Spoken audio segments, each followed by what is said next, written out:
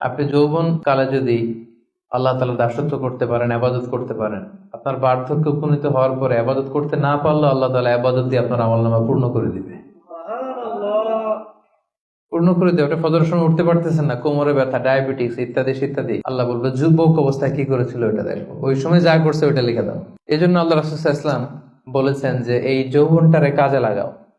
আল্লাহ রাসূল সাল্লাল্লাহু আলাইহি ওয়াসাল্লাম বলেছেন 5টা বিষয় আসার আগে 5টা জিনিসকে কাজে লাগাও। এর মধ্যে একটা হচ্ছে শাবাবাকা ক্বাবলা হারামিক, বার্ধক্য আসার আগে যৌবনকে কাজে লাগাও।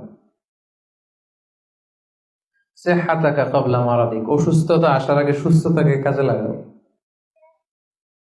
গিনাকা ক্বাবলা ফাকরিক, গরিব হয়ে যাওয়ার আগে তোমার ধনাঢ্যতাকে কাজে লাগাও। ফারাগাকা ক্বাবলা শুগলিক, ব্যস্ত হয়ে যাওয়ার আগে অবসরটারে কাজে লাগাও। হায়াতাকা ক্বাবলা মাউতিক, মৃত্যু আসার আগে জীবনটারে কাজে লাগাও। এই জন্য যৌবনটাকে যেন আমরা কাজে লাগাই প্রিয় ভাইয়া।